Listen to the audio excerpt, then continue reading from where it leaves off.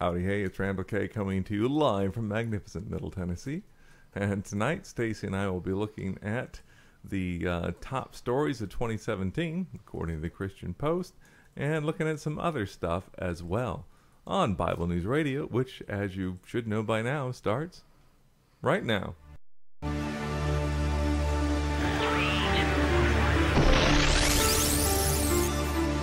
So thou, O son of man, I have set thee a watchman unto the house of Israel. Therefore thou shalt hear the word of my mouth, and warn them from me. Have no fellowship with the unfruitful works of darkness, but rather expose them. Coming to you from an undisclosed location in Middle Tennessee and examining current events from a biblical perspective, this is Bible News Radio with your hosts, Randall and Stacy Harp.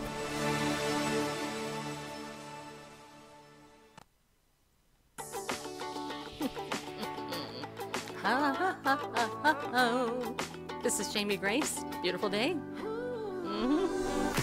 Wake up and smile. That's right, people. It's been a while. Wake up. It's been like a whole day since I stopped so you could hold me.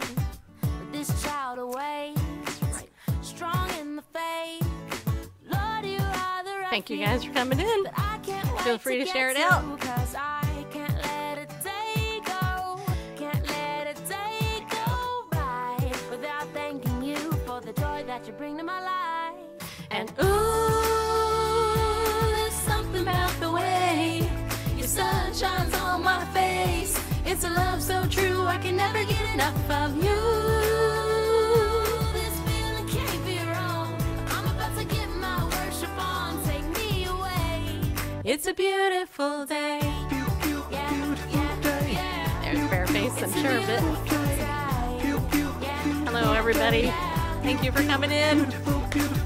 When trouble seems to rain on my dreams, it's not a big deal. Let it wash all the bugs off my windshield. Cause you're showing me in you I'm free. And you're still the refuge that I've just got to get to. So I won't let it take go. Won't let it take go by. So put the drop top down, turn her up, I'm ready to fly. And ooh, there's something about the way your love shines on my face. It's a love so true, I can never get enough of you. This feeling can't be wrong. I'm about to get my worship on. Take me away. It's a beautiful day. Yeah, it is. It's the day after Christmas. I've got no need to worry. I've got no room for doubt. No matter what's coming at me, You'll always be the beautiful I sing about. there ain't no limitations to your amazing grace. Your amazing grace. And there's something about the way your love shines on my face. Oh no, I can never get enough of you. This feeling can't be wrong. I'm about to get my worship on. I'm gonna sing a brand new song. Yeah, I'm about to get my worship on. Take me away on this beautiful day. Yeah, it's a beautiful day. It's a beautiful day. It's a beautiful day. Such a beautiful day. Randall loves to do the Toby Mac part. Which I find funny. Anyway, hey everybody! Happy day after Christmas. Yep, here it is, December 26th, 2017. And anyway, I want to say hi. How are you? Are you good? Yeah? Good. You all survived the holiday, right? All right, so let me say hi to some of you guys in here, because you're all here. I really appreciate it. So Dottie is here, Scott is here, Mia. I feel like Romper Room. Denise is here, Kimberly is here, Dr. John is here, Melanie is here, Jason, Jeff, Esther, well, the Esther generation. Morning Forever is here, Joey, and all the replay viewers. Angie is here. Yes, it is another day God gave us for sure. So, okay, so you guys know that it's the end of the year, and, you know, because we are humans, we are creatures of habit, and we always do the same stuff every year, right? Don't we? By the time Christmas comes around, we're like, man, I can't believe Christmas is here already. It just got here. Man, that went by fast, you know? And then the day after Christmas, we're like, man, there's all these like totally cool sales. and then there's like, oh my gosh, there's like only 5 days left of 2017. And then pretty soon it's the new year, and then everybody's like, oh my gosh, it's the new year. I need to go work out. I mean, we're such creatures of habit, you know, and it's so funny in some ways, but in other ways, well, no, it's just funny. I mean, you know, there's a lot of humor to be found in humanity. We are sheep. Yes, we are. Bad. Okay. So here's the thing. I tagged our friend Vicki _Fitch in this description because tomorrow is Vicki's big 5-0. She'd probably kill me for telling you that. But tomorrow, 5-0. Vicki Fitch is going to hit the big 5-0. And technically, actually, it's already her birthday in Australia and other things. And tomorrow, because I have a guest tomorrow, Mr. Kwan is our guest tomorrow night. I could not actually do this tomorrow. So I thought that I would start her birthday celebration just a few hours early for America. So Randall found this video, and what we want to do is just honor our friend Vicki, who has not only been a stellar, you know, periscoper in the community, but just, you know, she is a serial entrepreneur. Did I say that right? She is somebody who does a couple of podcasts, He Said, Red Said, and A Fresh Perspective. She is unique. She is a person all her own. Just saying, people. There's nobody in the world I know like Vicki, and I'm sure if you knew her the way I do, you would agree. She is unique and special and absolutely a wonderful person. I think that the adjective is enigmatic. Enigmatic. Okay, whatever. Okay, and Randall can agree. So Randall now has a few nice words to say about Vicki. Now that he has already been over 50, he knows what it's like. So what is your advice to Vicki now that she's going to hit the big 5-0? Go with it, huh? Go with it? That's it? Not like, hey, you made it a half a century or anything like that. It's just go with it. You're 53. I know. So, not far from 54, just so you know. Hey, I think I mean, I'm only 49. So I'm a lot younger. Just a young pop. I'm tons younger than Vicki is. And she won't let me forget it. Anyway, but no, seriously, it is a big day, and I have to tell you, you know, turning 50 is a huge deal, and this woman has accomplished a ton in her short life of 50 years. You know, not only does she have a couple of kids and a husband, and has been married, but she's built and sold 4 companies. She is a top leading periscoper here on Periscope. Like I said, she does these podcasts. She's an influencer. She's an international speaker and business consultant. She's a social media guru. She loves purple. She loves purple. Just so you know. In case you didn't know, Vicki, she loves purple. She loves giraffes as well. She does. She loves giraffes. She loves purple. She loves her BMW. She loves ribs. What else can I say? Coloring books on occasion. There's just so much I could say, but you don't have time. I don't have time, but I did want to honor her and congratulate her on reaching 50 years old tomorrow, although it's technically tomorrow in Australia today. And also just wanted to go ahead and play this happy birthday song, which, Vicki, this is for you, my friend, Golden Heart. It's always today. It's never tomorrow anyway. Hey, Golden Heart, this is for you. Randall found this. I think it fits perfect. I hope you enjoy it. Whatever. Go ahead, play it. You're going to play it, right? Yes. Okay, he's going to play it. He's playing it. I've got to... Wanted me to come and sing a special Okay, and... you today, Vicky, on your birthday. So here I go with a special birthday song just for you. Let's get into it. Oh, happy birthday to you. Happy birthday to you. Happy birthday, Vicky. Happy birthday to you. For she's a jolly good fellow, Vicky's a jolly good fellow, she's a jolly good fellow, and so say all of us, so say all of us, so say all of us. Vicky's a jolly good fellow, she's a jolly good fellow, Vicky's a jolly good fellow, and so say all of us. Hip hip hooray, hip hip hooray, hip hip hooray, because it's Vicky's birthday.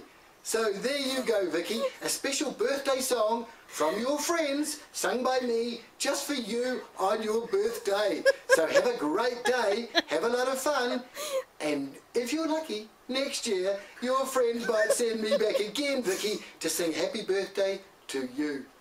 Goodbye, birthday lady. Vicky, you're looking good and so young.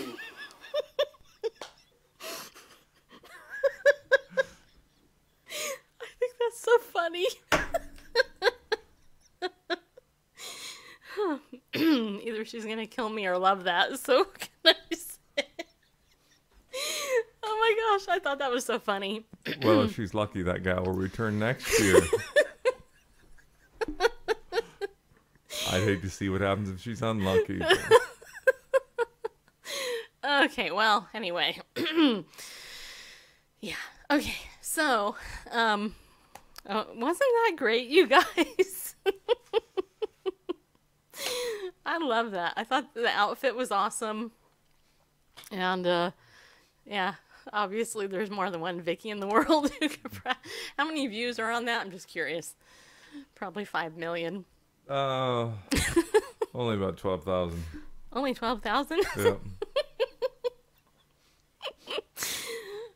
She's not here because she doesn't know I'm doing this. So, that's why.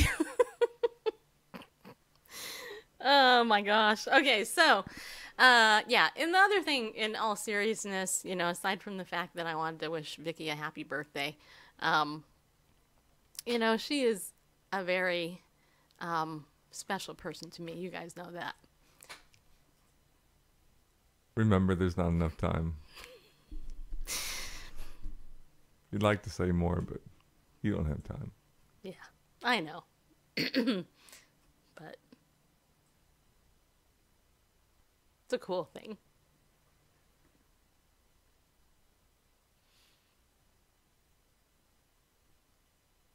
Don't worry, it's a happy cry. It's not like I'm I'm mourning or anything.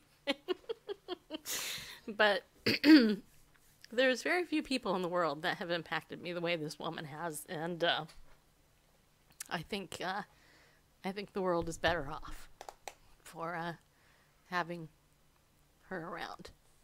So if you see her or something, tweet her, let her know you're happy that she's around and her birthday is being celebrated. So, in a tearful sort of way. Yes, I'm overwhelmed. Oh my god. Okay, anyway. And yes, just in case you're wondering, I did get her actual birthday gift too, which she will get tomorrow. Well, she has it. She just hasn't opened it yet. They weren't wondering, just so you No, know. they probably weren't. Okay. Yeah. All right. I did actually, Melanie. I did see that the other day. Okay, so now that we've celebrated Vicky for, 17 minutes of our show, Vicky, I love you, and Randall loves you, even though he doesn't express it the way I do, just so you know. And we're blessed to, have you in our lives. And, I pray that this next 50th year for you, where you have these big, hairy, audacious goals, that you just meet every single one of them, as insane as they might be to a whole bunch of people. I believe in you. I believe that if you believe it, that if you dream it, believe it, then you can achieve it. So, ciao. Okay, we're done. We're done. Okay, we're done. All right. Okay, so did you guys all have a good Christmas? If you're like me, are you glad it's over? I am so glad it's over. You have no idea how glad I am that Christmas is over. The burden of the holiday, all of the expectations. Ugh, I put a 1 if you're happy it's over like I am. You know, we got some trolls in here. Go, lock that there. Okay. All right. And if you're not, if you're one of the few that's like, yay, oh man, I wish it would be here again, then bless your heart. I mean that in the non-Southern way. The Southern way is not a mean thing. It's not, well, it depends on who says it. But I'm glad. I'm glad it's over. It was a good day, though, but I'm still glad it's over. And so let's go ahead and take a look back on 2017, shall we? In fact, I should tell you, 2017 here for Bible News Radio, Vicki actually did our very first interview of the year. And interestingly, not like I planned this or anything, but yes, I did. Interestingly, Jamie Grace was the person that we interviewed the very first day of the year, or our very first show this year in 2017. I had Vicki do that. And that song, It's a Beautiful Day, is by Jamie, and there you go. You should, by the way, you should get Jamie's new CD. It's called 91, and it's really good. Jamie is awesome. I love her. Anyway, okay, so 2017 has been a year that a lot has happened. And, you know, it's really super interesting to me that the article that I ran across that kind of launched this show here, the topic, over on the Christian Post, it talks about the top trending news stories of 2017. And yes, I actually did meet Jamie Grace. That was really funny, actually, how we did it. Randall's getting up. I don't know where he's going. Trying not to interrupt things. He's people. You gotta be pro. Oh, okay, that's what it is. Okay. Yes. Anyway, so what's really interesting to me is this article on the Christian Compost website, and it's titled CP's Most Popular Trending Stories of 2017, right? And this is what it says. It says, and the reason why this is interesting is because this is the Christian Compost's top stuff, okay? And I am saying compost. And I'm trying not to be mean, but seriously, the Christian Post website it's trashy.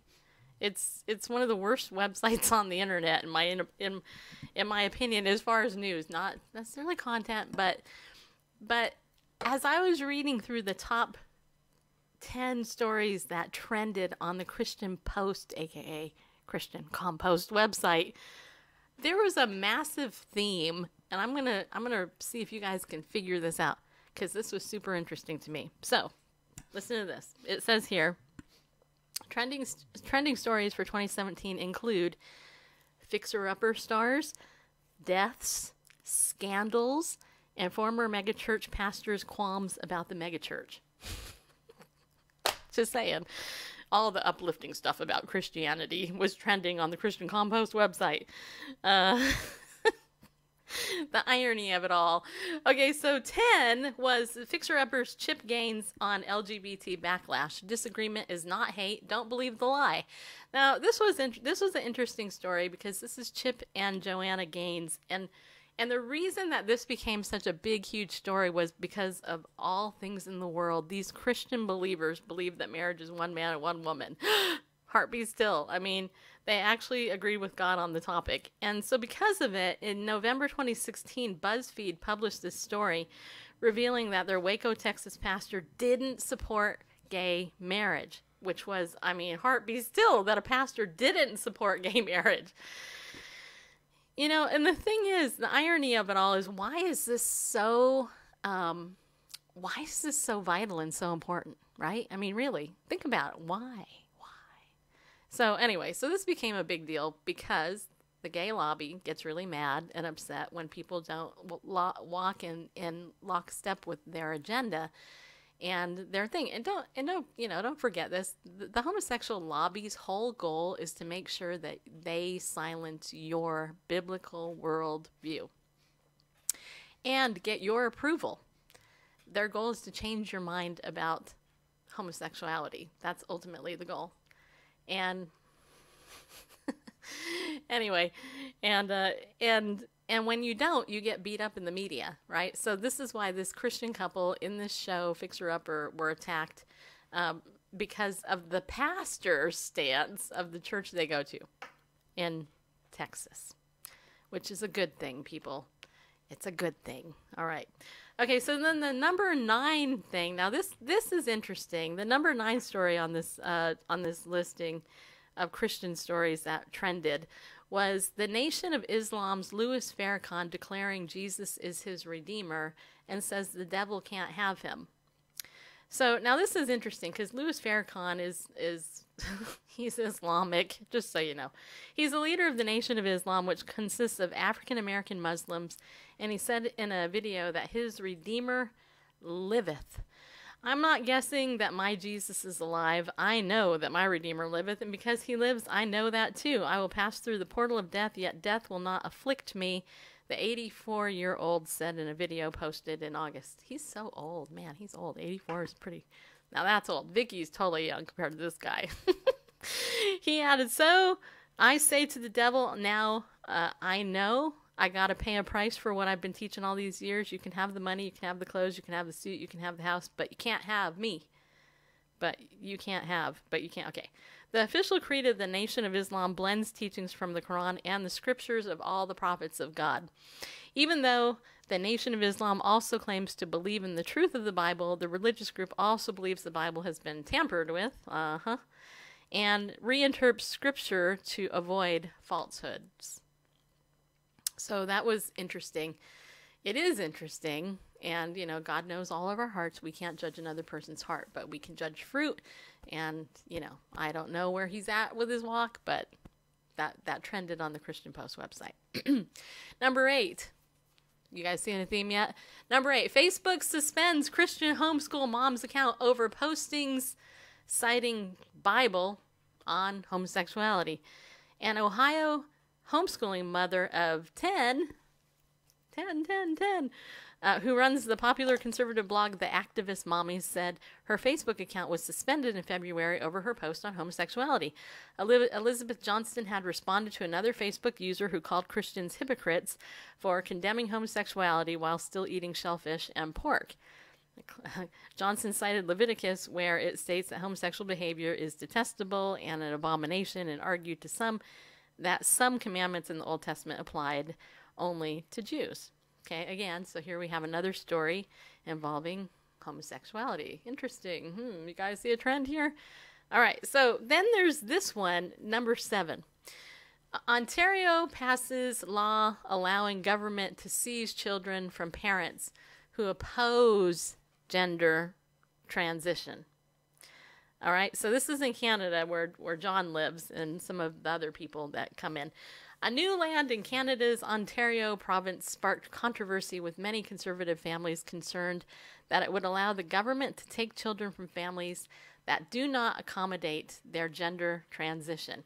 Now, Bill 89, or the Supporting Children, Youth, and Families Act of 2017, revised the standards for analyzing the well-being of a child so that it respects their diversity and the principle of inclusion consistent with the Human Rights Code. Now,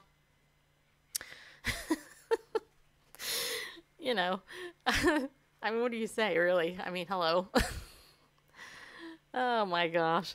If you go down here, it says Minister of Child and Family Services Michael Katau, or however you say his name, introduced the bill and said, I would consider that a form of abuse when a child identifies one way and a caregiver is saying, no, you need to do this differently. If it's abuse and if it's within the definition, a child can be removed from that environment and placed in protection where the abuse stops. Now, the interesting and the scary thing about this is that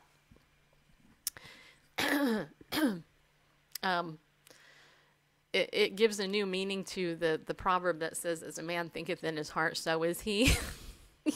Well, hey, I actually am the the defender of the planet Juno that I just made up, just so you know. Juno is my planet. Yes, I rule it. And you can't stop me. I mean, seriously, this is tragic. It really is. And it's really sad is that what it presupposes is that children can go, you know, this is what I feel like today.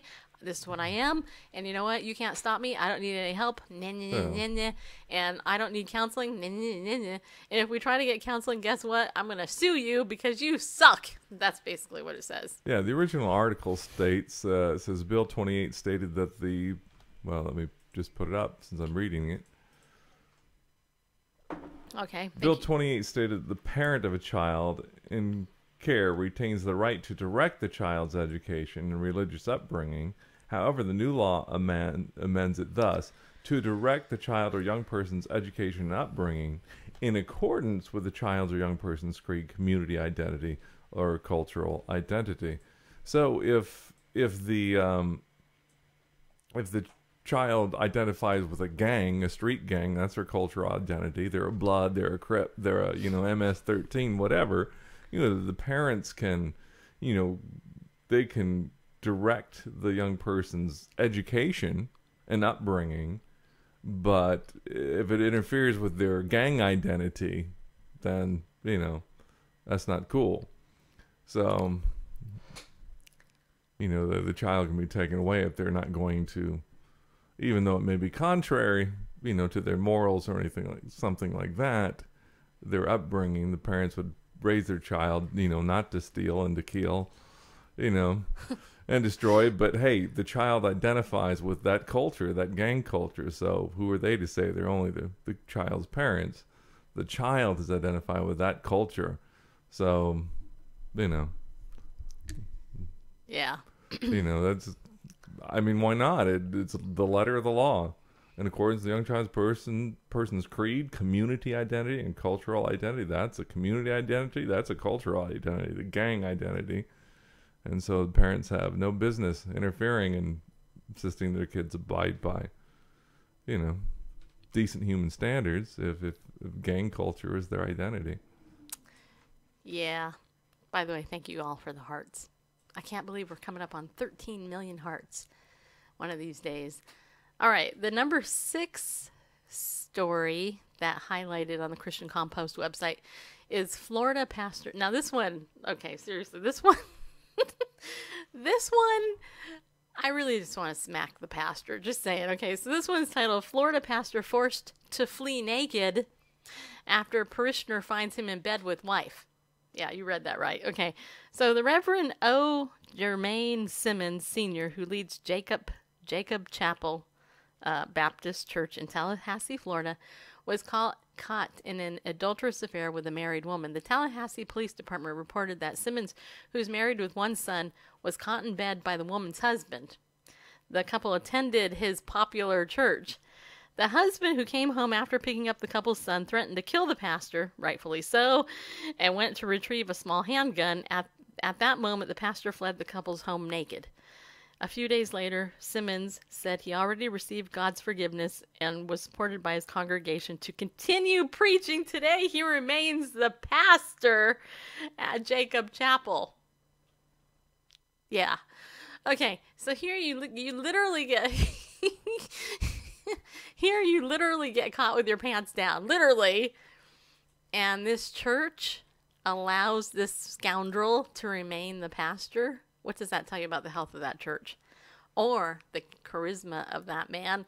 Or the way that man manipulates? Okay. I mean, it says a lot, doesn't it? Yeah. You gotta love this, looking at the original article. Because the original articles is what Randall's all about right now. Yeah. Oh my gosh. No, not me. Cleanisha, the married woman that he was having an adulterous affair with, we read, Cleanisha said her husband stated that he should have shot Simmons and expose him. He also threatened to expose him on Facebook and show up at church on Sunday to make a statement. She said she pleaded with her husband not to make a statement to the church because, wait for it, it would make their pastor look bad. Oh my gosh. Yeah, can't be showing up in church calling him out for his adultery because that would make him look bad. Yeah, Melanie said he was already exposed. Yeah. Done. I mean, yeah, that's so horrible. But you know what's even more amazing, people, is that it's already the bottom of the hour. We got to take our break for our sponsor. Yeah. And so here's the thing. I yeah, it's all about forgiveness, right? Skittles. Okay, so if you go over to my Bible News Radio Twitter account, go to twitter.com/Bible News Radio. I have a pinned tweet up there. If you go there, you can go directly to the resource that we're talking about from Ariel Ministries, which is the book Yeshua, which I think if most of you just jumped in with Randall a little while ago, were you teaching through it? Not the abridged version. Not the abridged version, but okay. But you can get the regular 4-series Yeshua, or you can get the abridged version of it. And you can save 20% when you use the coupon code Bible News. And if you are listening to the podcast, you can go to bit.ly/Yeshua20, and that's all caps. I thought I'd make it easy. Yeshua20, like Yeshua 20%, Yeshua20, get it? Okay, so go to bit.ly/Yeshua20. It'll take you directly to the page. You can get the book. Great commentary, great way to start a new year, to end an old year, and to be in the Word. That way you know more about God, the man, the Holy Spirit, the Father, Jesus that you're serving, the birthday we celebrated yesterday. Did you get the Spark Naturals thing? Yeah. Okay. Also, I wanted to remind you guys, in case you don't know, I am an affiliate for Spark Naturals Essential Oil. I use essential oil every single day. In case you didn't know that, I do. I use specifically LLP, which is lemon, lavender, and peppermint. I get it through Spark Naturals. I'm an affiliate with them. It works really super good on allergies. I diffuse it with my diffuser, especially at night. You know, it keeps my sinuses open and all that stuff. But if you want to support Bible News Radio and you are an essential oil user, then I would encourage you to go over to sparknaturals.com and use the coupon code John316, where you will save an additional 10% on even sale items. So if they have a sale going on right now for 10% or 20% off, you can use that coupon code and save another 10% on top of it. Their prices are way cheaper than doTERRA and Young Living, and the quality of their essential oil is just as good as both of those. In fact, the people who were the top sellers over at doTERRA actually are over now at Spark Naturals. That's actually how I heard about it. I actually used to be a rep for doTERRA for a very short time. Their affiliate system's horrible. How anybody can make money with doTERRA, I have no clue. I've made a lot of money as an affiliate with Spark Naturals, and if you want to become an affiliate with Spark Naturals, let me know. I can tell you how to do it. It's really affordable. You don't need to jump through a gazillion hoops and buy stuff. All you need to do is come up with a coupon code. And I can tell you honestly that as an affiliate with Spark Naturals, not only do you have the coupon code, you save 10% even on sale items, but they give you a cut of your actual commission. So like, let's say you buy essential oil from me. I get a commission of your stuff, right? Well, if I buy that same essential oil for myself, I get a kickback even on that. So I can save up to 30%, sometimes 40% on my stuff. They have free shipping all the time on various sales that they do. They have great products, and I'm going to tell you that I've used a lot of them. I have a lot of friends that use essential oil for attention deficit, ADD, stuff with their kids, anxiety, depression. We actually used some essential oil yesterday. Randall used some orange, what was it? Orange oil, wild orange. Yeah, wild orange. And it actually helped get some pet smell out of one of my clothes because the pet decided to do something on it he shouldn't have done. But anyway, long story short, Spark Naturals Essential Oil, sparknaturals.com. Go there, use John316 and save 10% plus whatever. If you buy a sale item, again, you get that. And I do get a kickback from it. So thought I'd let you know that. I will be reminding you in the future as well. They actually have some really cool things too. They got Oil of the Month Club and some other stuff. They sell stuff in 15 milliliter bottles, and also I think the regular 5 milliliter. Obviously, 15 ones are better than the 5 because they're bigger and you get more, and it's actually cheaper in the long run. Okay, anything else I'm forgetting? Tomorrow, Mr. Kwan, who is here on Periscope, will be our guest. He is going to be talking about faith. That's what he told me he wants to talk about. So that's what we're going to talk about. So I hope you can join us tomorrow. All right, so continuing in the countdown. Now, this is interesting. Number 5 on the Christian Compost countdown of the top trending stories in 2017 is California megachurch pastor Fred Price Jr. Steps down over, quote, personal misjudgments.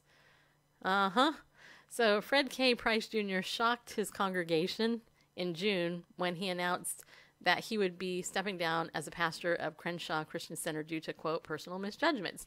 Now, keep in mind, this is a Word of Faith family. The guy, Fred Price, his dad, senior, a massive Word of Faith teacher, just in case you didn't know that. Anyway, so he says here, his personal announcement came just a month after Price took a sabbatical from ministry.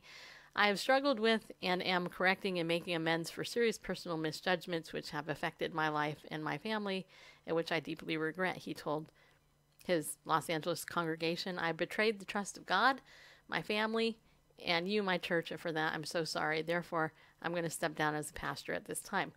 Now, this guy is a good example for the last pastor that we were just talking about, don't you think? Anyway, so obviously this made the news because this is a mega church. And, yeah, it's sad. It's sad when any type of pastor falls. Now, this was also a trending thing on Christian Compost. Number 4, Eddie Long dead.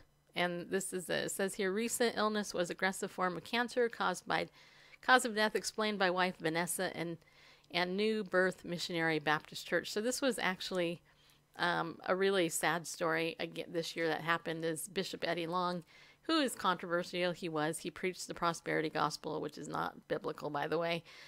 He died in January. He was 63 years old.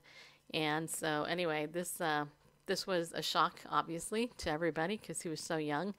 And anyway, he had cancer and he died. So that trended for obvious reasons because, you know, when you have a mega pastor that dies, it's usually news. All right, now this is interesting because number 3 was black Christian leaders detest claim that Trump is the, quote, driver, unquote, of racial division in America. It says here, following violent protests in Charlottesville, Virginia, involving alt-right groups as well as Antifa, some pointed to President Donald Trump for courting white supremacists and Exasperating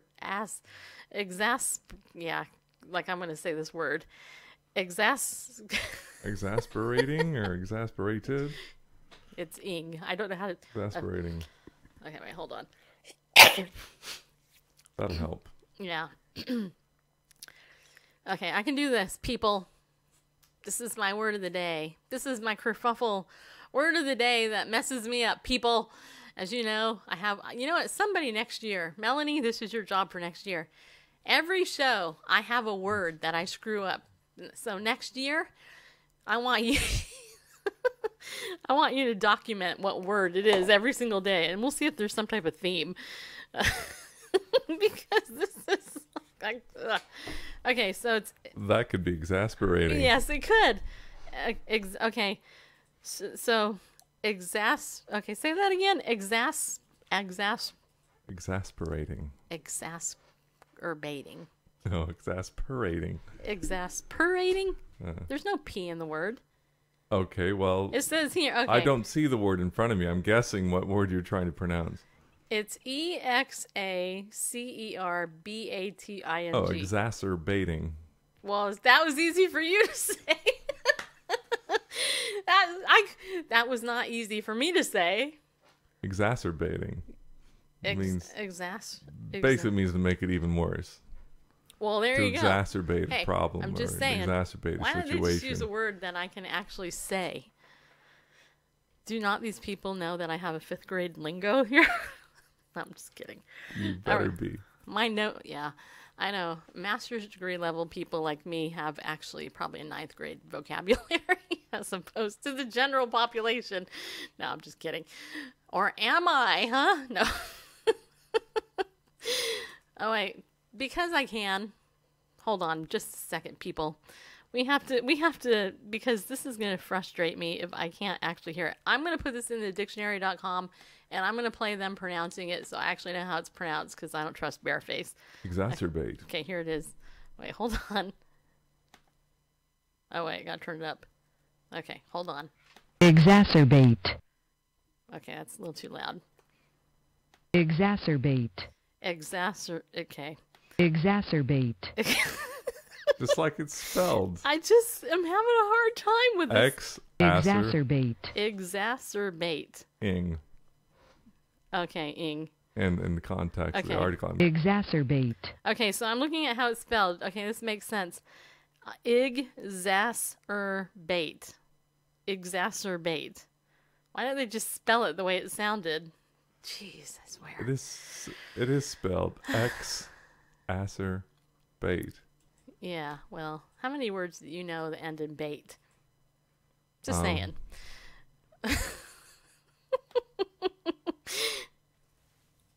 Back to the article, okay? Here it is. Okay, black Christian leaders detest claim that Trump is the driver of racial division in America. Okay, blah, blah, okay, this is what it says. But a group of conservative black pastors and intellectual leaders came to Trump's defense in August, okay, saying he was not the driver for division in America. Yeah, see, there you go, people. See? You guys are funny. It says here, you are saying that the president is the instigator, and I think that it's absolutely wrong. The Reverend Derek McCoy, Cure's executive vice president, who also directs the Cure National Clergy Network. Okay. All right. So basically, it's a political story, right? No, I blame the president on being so evil, blah, blah, blah, blah, blah, blah, blah. Okay. So number 2, that was on this trending list for 2017 is 32-year-old pastor, gospel singer Sean Jones dies while he is singing the song Worthy Is He. Now, this is a sad story, actually. It says here, Sean Jones, a gospel singer and founding pastor of New Thing Empowerment Church, collapsed and died in November during a performance in Pensacola, Florida. He was only 32. He was singing the song Worthy Is He when Jones started having trouble. It says here, he described, Kenneth Woodson, manager of the event center, described to Christian Post, I guess the young man got hot. He took some water and he drank some more water for a second time, sat down and was speaking, and he passed out. While his cause of death was not released, Jones had revealed earlier he was hospitalized due to a heart-related illness, and instead of taking time off to rest, he chose to continue with his intense ministry schedule. Yeah, that's so sad. It's sad. It says here, some extended family members said he had suffered a fatal stroke. So again, it's a health issue, which is a sad thing, right? Just so you know, we're all going to die, people. Hopefully we don't, but, you know, I believe in the rapture. And I hope that I get to be a part of it. It's going to be cool. It's going to be the biggest e-ticket ever. Yeah. It will happen in the twinkling of an eye, just so you know. Okay. Which is super fast, by the way. They've tried to time that, and that's like way faster than you can know. All right. The number 1 trending story on Christian Post for 2017 is this one. Francis Chan goes into detail with Facebook employees on why he left his megachurch. Now, this is an interesting one because Francis Chan is, he was a big, huge, he's an author, pastor, supports the persecuted church and other various things. When he left his position as pastor, that was a big deal, okay? Because, you know, hello. So this is what it says. This is the most popular story of 2017 involving best-selling author and popular pastor Francis Chan, who detailed why he left the successful megachurch he founded. Though Chan left Cornerstone Church in Simi Valley, California 7 years ago and had provided some brief explanations for his move here and here, he went into greater detail in a June talk with Facebook employees. He said he felt the megachurch he founded was not as God intended it to be, and felt like an orphanage, a bunch of kids with one leader. I got frustrated at a point, just biblically, Chan said during the talk at the Facebook headquarters in California. I'm going, wait a second. According to the Bible, every single one of these people has a supernatural gift that's meant to be used for the body. And I'm like, 5,000 people show up every week to hear my gift, see my gift. That's a lot of waste. Then I started thinking, how much does it cost to run this thing? Millions of dollars. So I'm wasting the human resource of these people that, according to Scripture, have a miraculous gift that they could contribute to the body, but they're just sitting there quietly. They just sit there and listen to me. He also said that he felt he was losing his soul as he felt more prideful as a sought-after speaker and wanted to hide from that weird celebrity thing. Chan now leads a house church movement in San Francisco called We Are Church. As of June, there were 14 to 15 house churches and 30 pastors, and it costs nothing. And you know what's interesting? Is that I'm really glad he did that. You know what? Now that's an honest man of integrity right there. Because the house church movement, in case you don't know this, there in the last decade, probably even 15 years, maybe even 20, there has been a massive move out of what I call church state-run business consumer church, the regular traditional church, into house churches, just like, you know, it's laid out in the book of Acts. And I think the reason for it is there's a couple different reasons. Number one, I think that the Holy Spirit is moving, especially with real believers, to get them out of the state-run traditional business church. That's what I call it. And the reason I say this is because Christian persecution is alive and well here on planet Earth. And a house church is basically where people meet in a house and they have church. And generally, the model for a house church is that you meet in the house. There is no pastor, and you get together. You sing. At least the house church Randall and I were in for a while. You go into it. You open it up. I mean, obviously there's order, because where the Holy Spirit is, there's order. If there isn't any order, then, you know, there's going to be chaos and confusion, and God is not the author of that. So, but people go into this, and like in ours, you know, we would have the people who hosted the meeting, and then we'd have breakfast together or lunch, depending on, you know, when we met. And then somebody would open up the word, and they would say, hey, you know, the Lord impressed this on my heart to share with you this week or whatever. And then they would read, and then somebody else would speak up and say, hey, yeah, and this is what I got. And it was amazing to me personally how, you know, the Bible says, come together with psalms and hymns and spiritual songs, making, you know, joy in your hearts and all this other stuff. And that's what they did in the house church. And there was giving. And what people would give, not to the church or the people in the church, but we would collect money and give it to the poor or the homeless or some outside ministry that we could bless. And everybody had their gift and shared their gift. And if there was a conflict in that group, then, you know, then people would resolve it, because, hello, there's only a handful of you there, so you better resolve it. And if the group got bigger, then they planted another house church. And so I think it's interesting. And anyway, going back to my point, in the last probably 20 years, there's been a lot of people leaving the church, the business state-run consumer church. And the reason why is because it's a business. I say state-run. I'm only saying that in kind of a joke. But it's consumerism. People go, well, you know, and Randall and I used to have this mindset. We would go, oh my gosh, you know, I want to go to a church where it has great worship. So we went to a Vineyard for a long time. And, you know, oh, it's so awesome. You know, that's what I got out of it. And, you know, parents do this with kids. I want to make sure I can go to church that has a great kids program. You know, I want to make sure they have everything for my kid to do. And, you know, I get 2 hours off. While some volunteer who, poor sucker, gets to babysit my kid, you know.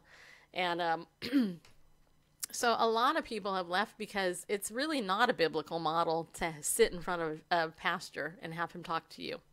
That's really not biblical at all. Now, what is biblical is having elders, having, a teacher and all that, and shepherds, right? And all that. But the way church is run in America is not biblical. I mean, don't hate me for saying it, but if you can show me it in the Bible where, you meet and you listen to a hymn, a couple hymns, say a short 2-second prayer, then the pastor speaks, and then there's a 5-second prayer, and then you take communion maybe once a month or every other month or whatever, and then you take up an offering, and people just sit there, blah, blah, blah, blah, you get a 3-point sermon, blah, blah, blah, and then you leave. And that's it. What do you do? What? A bulletin-led service. Yeah, it's like an hour long. Boom, boom, boom, boom, boom. Where's the Holy Spirit get to move, right? So, well, in between the third hymn and the and the special music. Right. I mean, and it's not that I'm bagging on it, but I am a little bit because, but see, that's why people have left and they go into, community, Bible study, home fellowships, basically a house church. That's what they did in the book of Acts. And ultimately it's healthier. Read Pagan Christianity. I actually have read that book. I think I've actually even met him too. I think he actually gave me a copy of it at NRB a number of years back. So, but anyway, so there's a huge movement in the house church movement. Francis Chan leaving his megachurch was a big deal, and he was really convicted by that. So, what do you want them to do? Want who to do? What do I want who to do? The pastors of the church to do, or something? It's a different. And I know people who were on staff at mega churches who actually went into the home thing. Now here is the problem though too. And there's always problems. Like for example, a lot of people, I can't say a whole lot of people, but I can say there's a sense of pride. Like when you go into a home church, well, this is the real church. We're doing what God really wanted us to do, And so there's kind of like this sense of pride, like everybody in the traditional state-run, consumer church is not really saved because they went there to get entertained and get, fed and everything. The truth is Willow Creek, Saddleback, the big, huge churches, they've gone through guru marketing campaigns to grow their church. And that's why all these guys like Rick Warren and all these dudes have best-selling books, because in the publishing world, a best-selling book is selling 5,000 books. So if you actually have a church of 10,000 and you do guerrilla marketing in that church, you print up the book, and then they hand it out, that's a best-selling book. That's how these people get super famous. I mean, it's marketing. The whole Christian industry is nothing but marketing and business building. That's all it is. And it's sad because people like Mark Driscoll. I wouldn't say it's all it is. But people like Mark Driscoll, Rick Warren, and others, that not only do they have a lot of ghostwriters and stuff publishing their books, but they buy the system. Even John Maxwell has done it. And it's sad. Doesn't mean their stuff's horrible, but the way that they've gotten out there isn't because God has so anointed them and all that. No, it's clever marketing. Right. It's the will of man and the wisdom of man that is accomplished. Those things. I'm really bummed that my allergies always act up during the show. But anyway, that's controversial, isn't it, you guys? It's totally controversial what I just said. But this is why I think this was the #1 trending story on the Christian Post, because Francis Chan, he lived the megachurch way. And he wanted to see other people using their gifts. And that's what's so cool about Periscope. That's why I love Periscope, because every day there's people like Jason Wallace, and there's Rick Costa and Tommy Norman and others, on here who are actually using their gifts that God gave them to edify the body of Christ. And that's what we all should be doing. Some of us are more vocal, than other people. But you know what I mean? So, yeah, right. Anyway, so you have any thoughts, Bareface? I know we have a couple minutes left on this. I guess we're going to skip the 430-year-old Bible story. Oh, yeah. No, we could do that one, too. Or pick it up another day. Well, let's see here. But Yeah, I concur in that. I know why you call it the state-run church, because we look at the Three Self Church in China, which right. is that's a government state-run church. Yeah. And then there was, during the Obama administration, the trying to think of the program, the pastor's response, whatever, where pastors signed up, partner with the federal government to report any domestic terrorism and that sort of thing, or to to follow the instructions of the government in case of emergency, that they were responsible for the congregations to lead them to. Can you take me off for a minute? I can do that. I can put just me on. That'd People be can good. admire my wonderful face. I have to cough. Okay. They can hear you, I but know, but at least they can't see me. yeah, that's good. I think so many people have seen me spit this year. It's been ridiculous. But for a long time, I felt that once a church gets close to 200 people, or even really over 100, it's time to, like a cell, divide and go plant another church. I mean, living organisms know enough to know as they grow it's time for mitosis to occur, and the cells divide and and so on, and form another cell, and so on and so forth. And when a congregation gets too large, a mega church style large, I just think its effectiveness is just like an overgrown cell, like a cancer cell. Probably a terrible analogy, but maybe not. It just, you get so many people that go there to be anonymous. They're not, the purpose for gathering together, according to the Epistle to the Hebrews, Yes. the purpose is to encourage or stir up, exhort one another to love and good works. And if you're just going in there and anonymous, slip in the back row, and you can slip out and no one even knows you were there, you're not encouraging someone else to love and good works. You might have got encouraged a little bit, in a third person kind of way, but just granted, the megachurch has pooled resources that they can do things in a really big way. Giant contributions to the community and stuff like that. But, at the end of the day, it's about touching individual lives. So a house church of 15 can touch an individual life. And, and if each one of those... Not accountable. That's actually that's a good point. Because I remember when I went to megachurch, I've gone to a number of them, I'd go and hide. I'd go there. I ain't getting in any relationship with you people. And it's interesting because the big churches, they encourage the small groups, right? So small groups are big. Because they say that's where it's at, because you're not going to get... So why not just break off into a small group in the first place? Right. Right. Yeah. And, Well, from what, I'm no church historian, but from what I understand... What?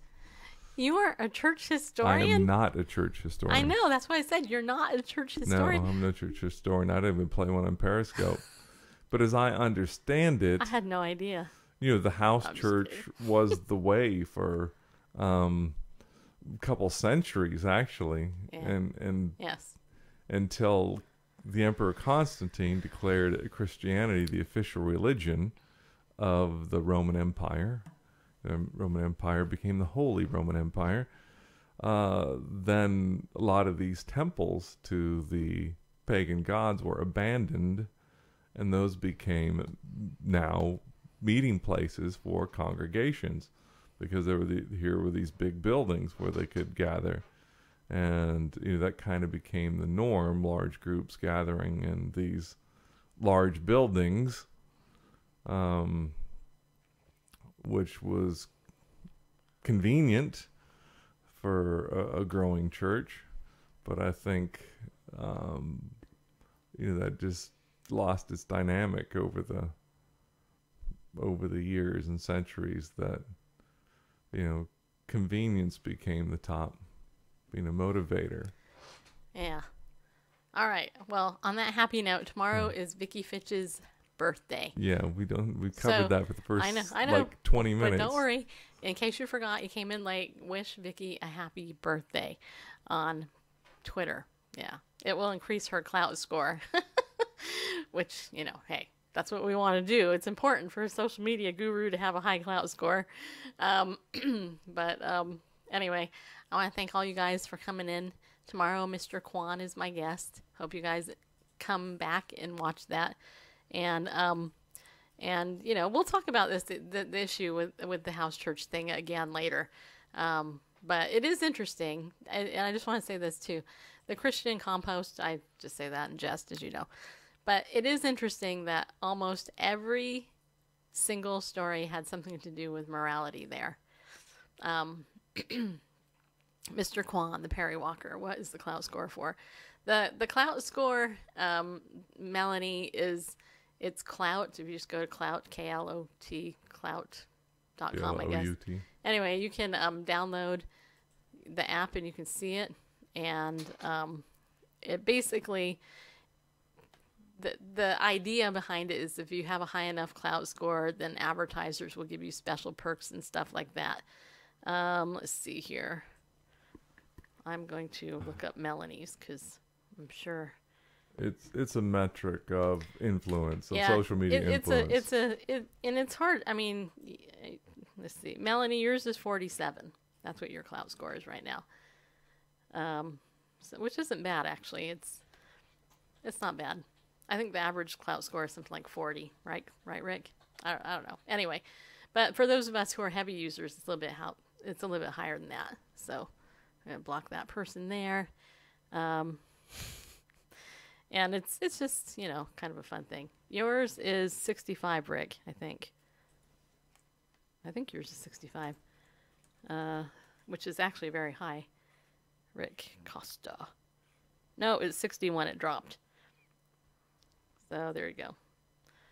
No, Jeff's, yours is... the reason I know what your clout scores are, just so you know, is there's a plug-in on Chrome, and so I can see everybody's clout score. I think Jeff's is 29 or something like that.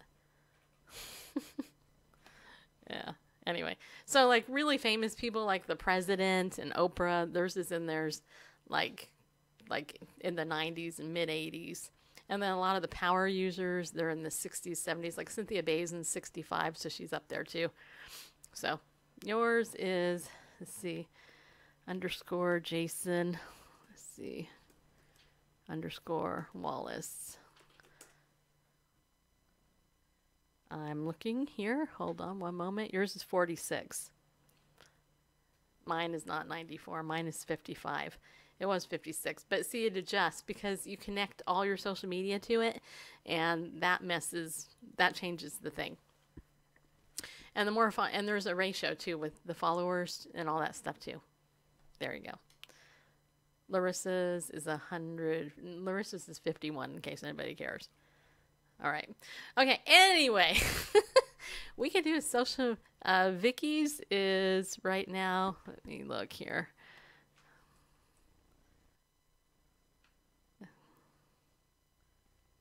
Vicki's is 51 right now, but I think it's because she hasn't been tweeting a lot lately. Usually it's a little bit higher than that.